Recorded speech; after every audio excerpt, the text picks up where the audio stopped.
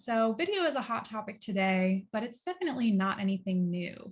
Early TV commercials accelerated the power and reach of advertising in a way that few mediums have to this day. After the first television commercial aired in 1941, the 50s and 60s were dubbed the golden age of TV advertising, broadcasting brand messaging directly into homes across the nation and eventually across the world. So go ahead and check out this Bayer aspirin spot from the early 1950s for an example of what these looked like. All right. I think we've got to go ahead and unmute on the presenter's end. Thank you. And if you get a headache later on, that's when Bayer works wonders. 2 Bayer tablets bring all the pain relief power your headache can use. Bayer is pure aspirin, not just part aspirin. Bayer works wonders. It works wonders. All right. So obviously we've had a lot of evolution since those early ads. So let's talk about why video is important. So there's a really good reason why marketers are using video to reach their audience, and that is because it works. Can we back up one slide? Thank you. All right, businesses and consumer perspectives confirm it. Video is a powerful tool for driving awareness, consideration, and purchasing decisions. Of course, with any medium, there are going to be barriers to creating and using effective video. So some of these barriers can include the cost that comes with video production. This is both monetary as well as your time, and also lack of understanding of the medium. So now let's talk about how consumers and businesses see video and how to make it work for you. Right. There are strong arguments for video from both business and consumer points of view. So about 97% of business decision makers say that video content is a priority, and this is both for B2B and B2C audiences. Video helps drive key performance indicators or KPIs. This includes major increases in engagement or interaction with your content, reach, leads, and clicks. And video also represents a great return on your investment. So 83% saw more lead generation and 80% saw increased sales from using video in their marketing strategy. And although video does produce results, this doesn't downplay the barriers that we mentioned earlier. About 56% of businesses reported in a recent survey that they would create more video if it were more affordable to produce. And about 31% said they would do so if it took less time to produce. So let's hear from the consumer point of view to learn why we should be investing in video. About 84% of surveyed consumers reported that video content has convinced them to buy a product or service before. There's also a strong argument for utilizing video over text-only content. So 69% of those surveyed said they want to learn about a new product via video, compared to only about 18% who prefer to read about it. Video is also shared twice as much as other forms of media, so that increases your reach as well. So the votes are in. Consumers are definitely wanting more video from brands. All right, next up, let's take a look at where people are watching. So YouTube and Facebook are the leaders in video viewing. YouTube holds the top spot as the most used platform for video consumption at about 35%. After its launch in 2005, YouTube hit 100 million views per day in only about 7 months as a new platform, and it continues to capture younger and older viewers alike. Facebook follows closely at about 25%, with one of the newest video social media platforms that we've probably heard a lot about, TikTok, right on its heels. Other platforms where people are consuming video include Reddit, Twitter, Snapchat, LinkedIn, Pinterest, and a couple of other smaller channels, but none of these received more than about 1% of responses. Okay. So now that we have a better understanding of why video is so powerful and where people are watching, I'm going to pass the mic over to Clint, and he's going to talk about how to create engaging video content. Thanks, Cassidy. Businesses create all kinds of videos, but the great ones have a few things in common. First, they're all about storytelling. Second, they understand how much time it should take to tell the story. Third, they work whether there's music, dialogue, or silence. Fourth, they include calls to action. Calls to action aren't always at the end of the videos. Fifth, they know a video isn't great if nobody ever watches it. So videos come in many different flavors. Some examples of these are explainer videos, how-to videos, demo videos, promotional videos, interviews, Q's and A's. Those are some examples of video types. Whether videos explain a concept or promote a product, successful videos tell a powerful story that connects to the viewer. An important first step in creating your video is knowing your audience. Who are they and what do they know about your brand, and what do they need from your brand? What do they care about? Distill this information into a succinct statement that describes your story. For example, we'll meet a sunglass manufacturer later in this webinar whose compelling story can be distilled into this statement. People don't like paying a lot of money for glasses that break, but we give them reasonably priced, versatile, trustworthy sunglasses that will make them look good, and we guarantee that they will like them.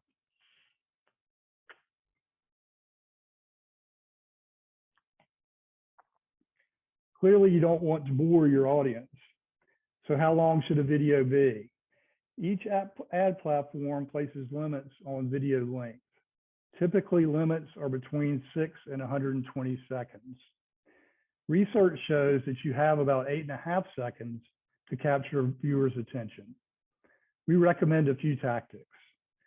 Start with a tight shot of someone speaking directly to the camera, then cut quickly to another point of view. Film unconventional shots that show an unexpected point of view. Ask a question that the audience wants answered. Beyond that, the answer to this is very simple. Videos should be long enough to tell your story, but no longer. So some types of video require sound, interviews, some explainers, how-to videos. But if your video is not one of those that require sound, assume that most audiences won't have sound enabled to watch your video. There's some advantages to this assumption. First, this forces you to distill your message into the most important points. If you communicate your message in a few words on screen, you'll need a clear understanding of what is important. This gives you the opportunity to get creative with visuals. Use super graphics, title cards, and other elements that make your video more interesting. The assumption that the viewer will have sound disabled makes you think more critically about how much dialogue, whether an actor or voiceover, is really necessary. The story may need to be shorter than you think.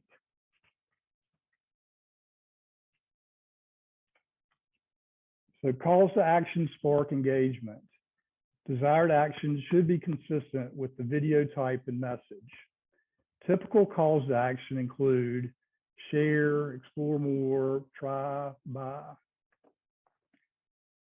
Calls to action do not have to be at the end of your video. These can be in 3 positions. They can be in the pre-roll position, mid-roll, or post-roll position. Conversion rates of mid-roll CTAs are actually significantly higher than those for pre and post-roll CTAs. Be creative about inserting your call to action. These can be part of the video or inserted through the video platform. YouTube, Wistia, and others have native capabilities for inserting your calls to action.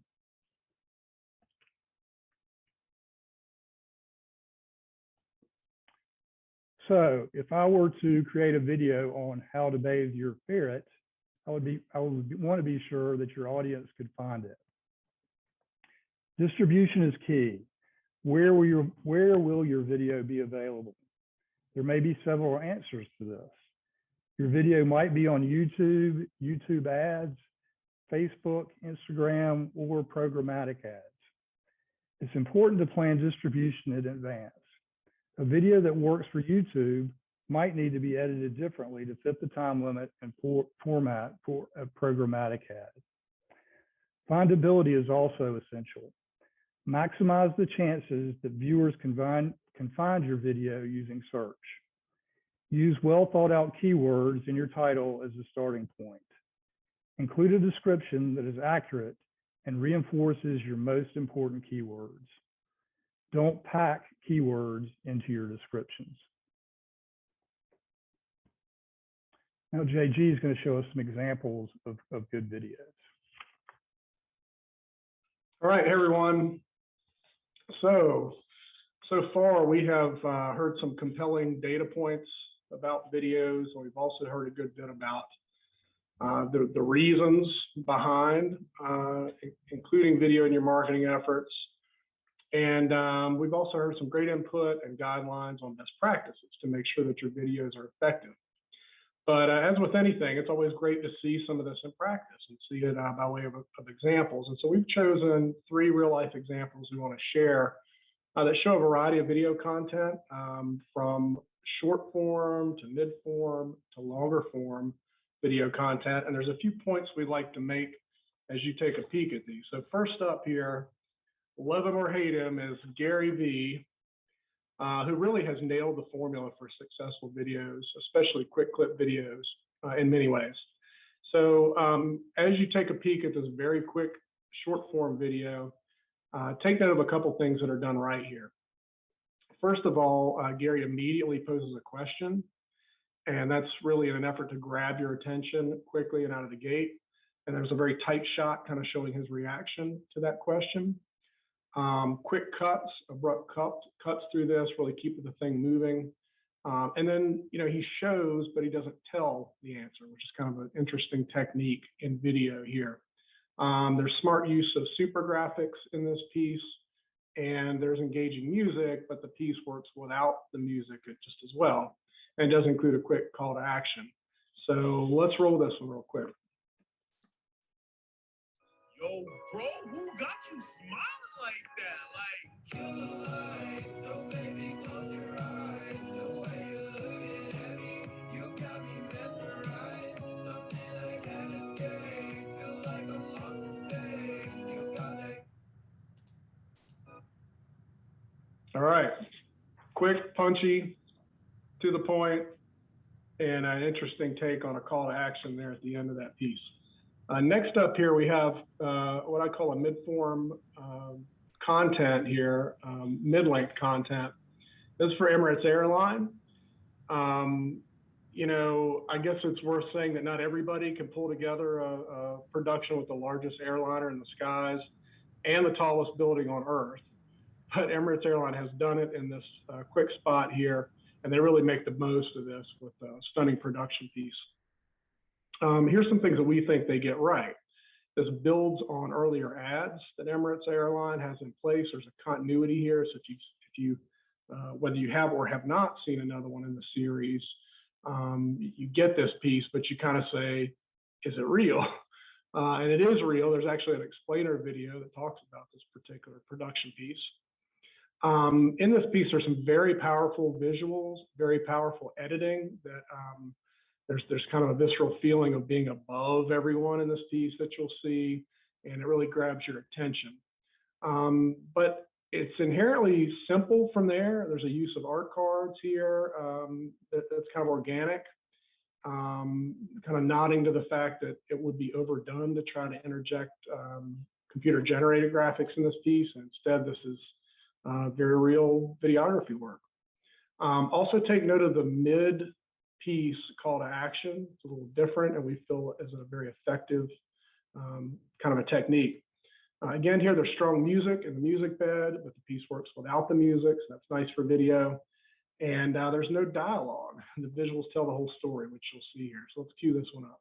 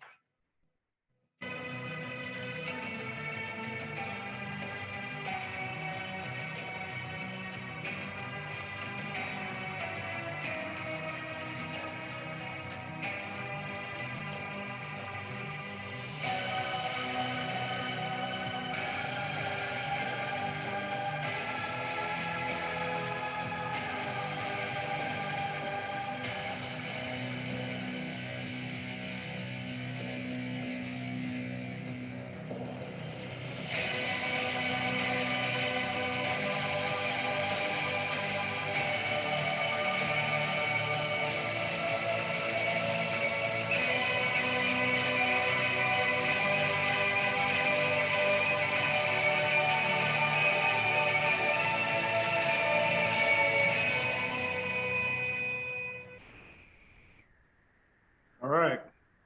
Fly better with Emirates Airline. That might make you a little queasy to watch, but definitely get your attention.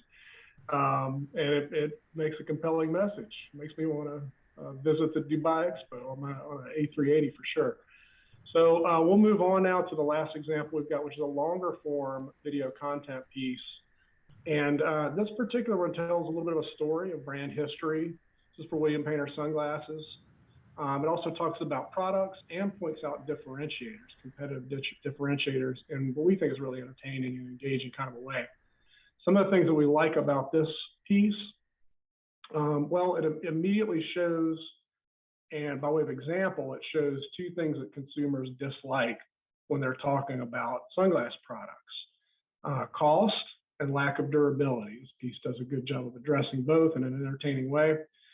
There's some entertaining, but also really unexpected transitions that keep you engaged, even though this is a long form piece.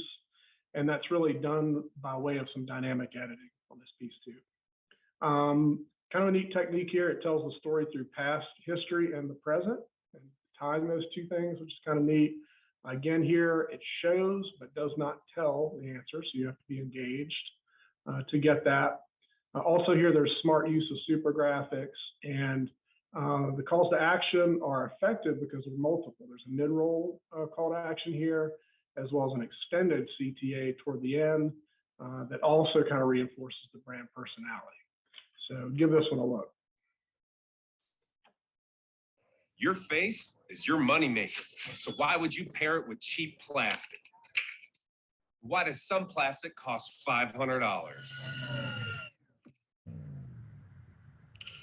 It's time for you to rethink your face. Man, I look good. These are William Painter's, the finest sunglasses ever made and the last pair you'll ever need. Is that a bold statement? Yeah, it is. We analyzed and perfected the classic styles you already know and love. They look good in board shorts and headed to the boardroom. You can dress them up, dress them down, even undress in them. Dun, dun, dun, dun, dun, dun, dun, dun. William Painter was the man. He invented the bottle cap and bottle opener, then said, "The only way to do a thing is to do it." We decided to honor his legacy when we created the Hook, our patented pair of sunglasses that let you pop bottles and look like a model. But here's the inventor's magic. In order to create this unique pair of sunglasses, we had to make our frames out of aerospace-grade titanium. We just create the most durable pair of sunglasses ever? Yeah, we did. And as an independent sunglass company, we sell them directly to you, which means no middlemen and no expensive markups. Head over to williampainter.com and find your pair. Maybe you've never bought sunglasses online.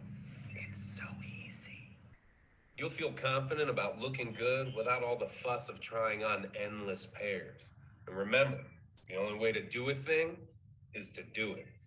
Ain't that right, Willie? So head over to williampainter.com and do it now. If you lose them or your girlfriend steals them, we'll even replace them at a discount. No! No wonder life hack guru Tim Ferriss loves them. They're stylish, great. They're also very durable. The dude only works 4 hours a week. How confident are we that you're gonna look good? So confident we give you 100 days to try them out. That's a lot of days. Plus, we give you a full lifetime guarantee. Nice looking shades, old man. Son of a... You'd never disgrace a delicious steak with a plastic knife, so why would you do the same to your face? So if you or someone you love has a face, go to williampainter.com today. Click now to start your 100-day trial of life-changing sunglasses. 1, 2, 3, touch.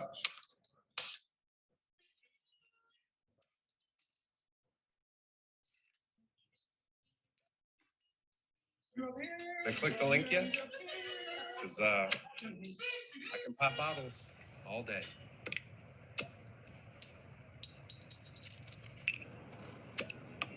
Nope, this one's mine.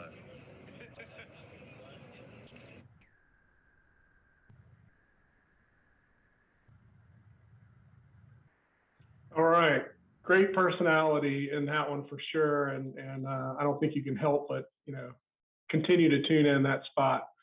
But it also makes the point that there's something in common, in all three of these examples that we showed, and that's that they're on brand.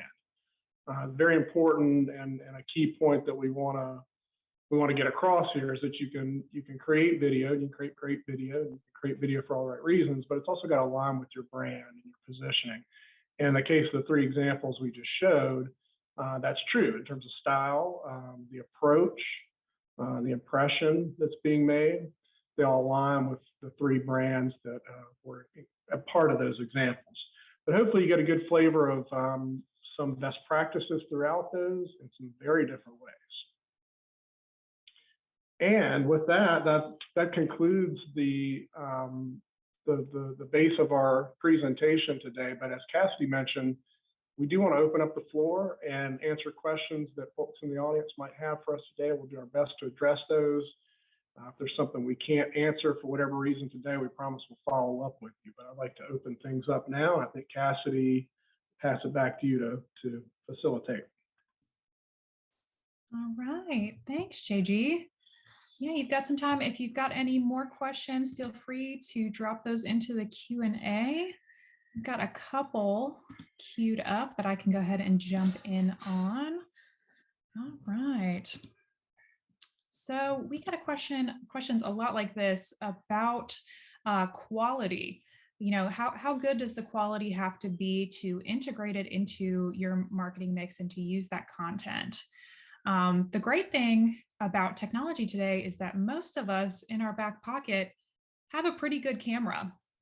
So don't think that just because you are shooting this video on an iPhone that means you can't use it as part of your professional marketing mix. Watch it back if it's something that you find compelling, as long as you can keep it pretty steady and see what you're looking at. You can do in-house video shooting and editing. So it doesn't have to necessarily be a barrier to entry anymore. You don't always have to have a full-scale video production, but that is also an option.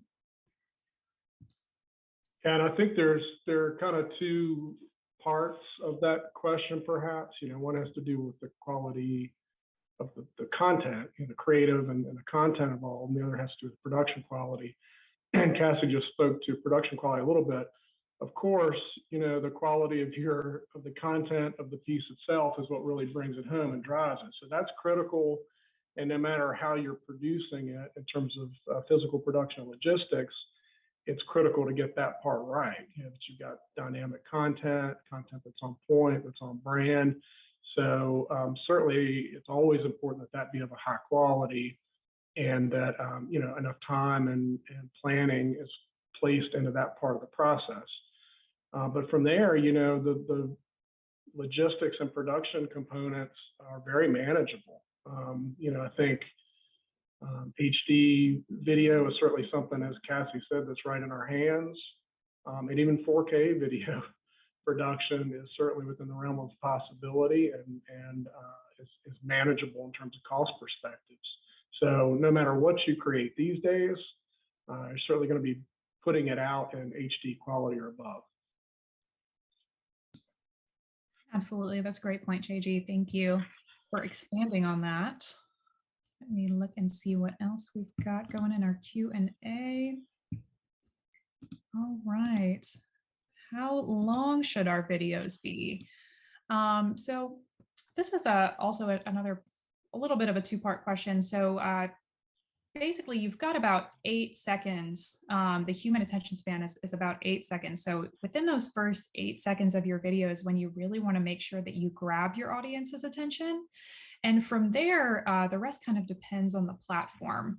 So you can look for statistics based on each platform that you're wanting to post your video.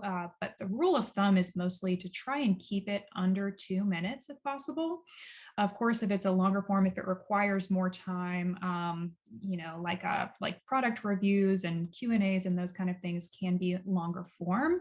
But generally for an advertisement, keeping it under 2 minutes is a good rule of thumb. Specific to some social media platforms like Instagram, they may cap it. So on Instagram, your max is 1 minute. And from there, again, you can probably take a quick Google and find the optimal engagement rates for those video lengths depending on platform. But like we mentioned earlier, take enough time to explain your message, but no more than that. I'd just add real quickly that obviously part of what Cassie's talking about has to do with your audience too, and how they're used to consuming content, video content in this case. So it's a matter of determining the right channel by which to reach them, to meet them where they are. And then oftentimes that channel in and of itself might dictate appropriate length of video. So it's a key part to kind of tag along to what Cassie was getting across. Absolutely. Okay. Looking for some other questions here. All right, here's another great one pertaining to vertical versus horizontal video formats. So a lot of the examples that we viewed today were in a horizontal format. That is super common, especially on YouTube and traditional media. Commercials are typically in a horizontal format. What's becoming more common is optimizing for mobile and especially social media viewing. So if you know that your audience is most likely going to be viewing your video on a social media platform, vertical can be the optimal orientation for that as well. So again, it comes back to meeting your audience where they are and taking a look at how and where they're going to be consuming. But yeah, it depends on the platform a little bit. Any other notes on that, guys? Good. Okay. It looks like those are the questions that I have so far. Feel free to go ahead and drop anything in, audience, if you've got any more questions. Let's see.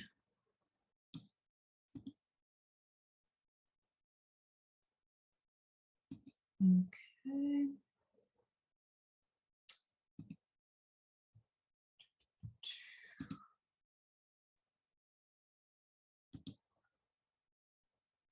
Okay. We've got a question coming in. Should you have subtitles always on? I've heard this is preferred with millennial audiences. Okay, so from this question, I'm thinking that you are referring to closed captions. So it's a great idea, especially if you're posting on a platform like YouTube, to include closed captions for accessibility purposes. And as a millennial, I can confirm I often use sound off and view the video with subtitles. So if there's a way to get your message across, like we mentioned earlier, without your audience needing to have the sound on, that's a great method to do so. Another option to that, if you don't want to use just the closed caption bar on the platform, is to use supers and other graphics to display your text on screen. And that can end up being, like we mentioned, a more condensed version of your message. So that's a little bit more easily digestible as well. So that's a perk to using super graphics and such, as opposed to your full closed captions. But when possible, we would recommend using text. Yeah, I would add, obviously, as not a millennial, the same is true for other demographics as well. And in fact, I'm sure you've noticed that many platforms, especially social media platforms, default to a non-audio setting. You actually have to turn that off to be able to hear the audio. So when you think about this consumption via mobile concept, and the idea that most people these days have got their phone on silence, and by way of default, have many of these videos already, the audio is already X'd out. You have to count on getting across, and if the video includes narrative, you got to figure out some way to get that across. So subtitles are preferred, certainly in those cases, unless you have techniques to get around it, as Cassidy said. And the first two examples we showed earlier are good examples of that.